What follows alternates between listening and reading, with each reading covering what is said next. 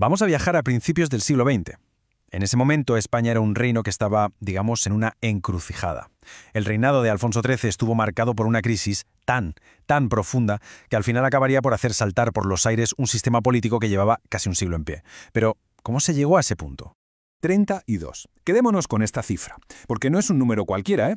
Es la cantidad de gobiernos distintos que tuvo España en solo 21 años, entre 1902 y 1923. Una cifra que por sí sola ya nos grita inestabilidad y nos da una pista del caos político que se vivía. Y claro, aquí está la pregunta del millón. ¿Por qué? ¿Por qué se estaba desmoronando la monarquía española de esa manera?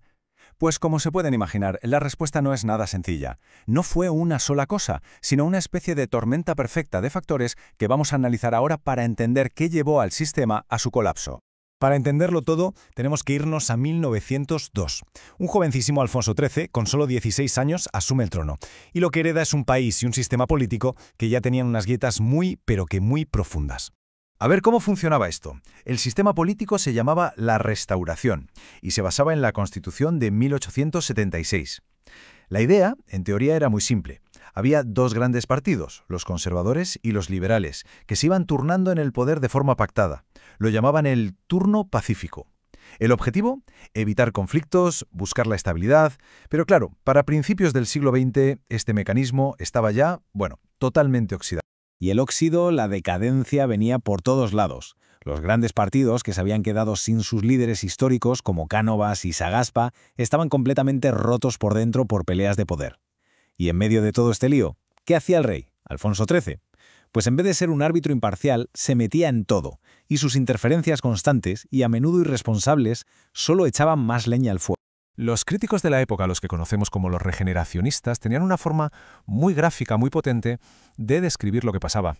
Para ellos España no es que tuviera problemas, no, es que era un cuerpo enfermo. Escuchen bien esta frase porque es tremenda.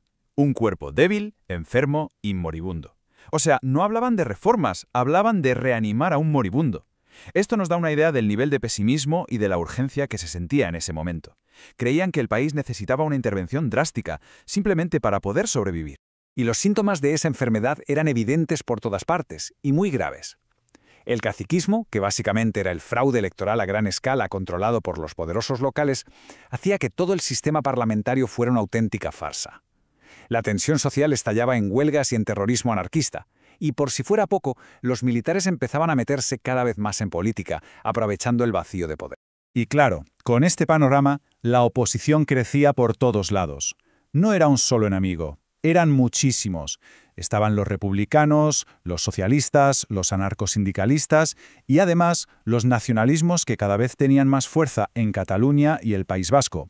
Vamos, que al sistema le llovían los golpes desde todas las direcciones. Vale, el cuerpo está enfermo, ¿qué hacemos? Pues hubo intentos de aplicar curas, de buscar un remedio, pero desde dentro del propio sistema. Algunos políticos vieron que el barco se hundía y trataron de tapar las vías de agua con reformas.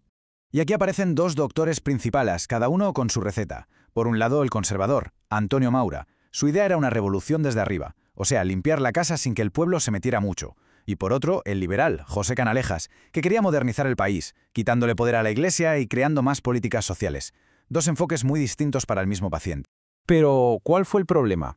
Que ambos intentos tenían un fallo garrafal, un miedo que los paralizaba. Tenían pánico a que un cambio de verdad, uno que acabara con el fraude electoral y el caciquismo de raíz, hiciera que todo el chiringuito se viniera abajo. Es como no querer operar a un paciente por miedo a que se muera en la mesa, pero el paciente se está muriendo igualmente.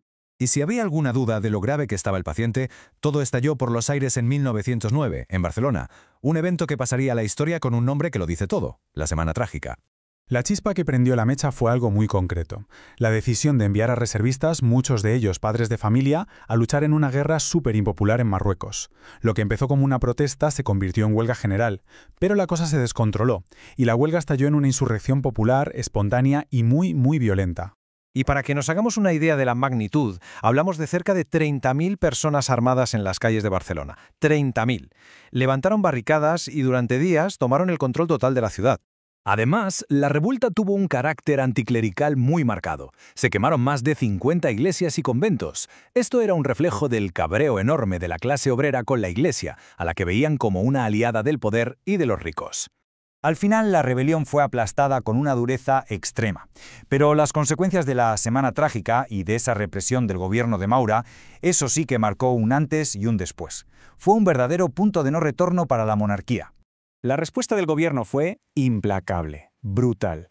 Hablamos de 2.000 personas encarceladas, casi 60 condenadas a cadena perpetua y 5 ejecuciones. La más famosa, la del pedagogo anarquista Ferrer Guardia, ejecutado bajo acusaciones muy dudosas, fue un escándalo internacional que provocó protestas por toda Europa.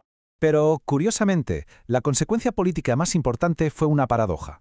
La brutalidad de la represión consiguió algo que parecía imposible hasta entonces: unir a los enemigos del rey. Por primera vez, republicanos y socialistas se sentaron, dejaron a un lado sus diferencias y firmaron un pacto para luchar juntos contra la monarquía. Y el efecto de esa nueva alianza fue inmediato. Gracias a ella, el líder histórico del PSOE, Pablo Iglesias, consiguió por primera vez un escaño como diputado. La voz del movimiento obrero llegaba, por fin, directamente al Parlamento. A ver, la monarquía de Alfonso XIII no se derrumbó en 1909, sobrevivió, pero la Semana Trágica fue como una herida mortal. Dejó clarísimo que los intentos de reforma desde dentro habían fracasado, y que la oposición era más fuerte y estaba más unida que nunca. El sistema aguantaría unos pocos años más, sí, pero la pregunta en el aire ya no era si iba a caer, sino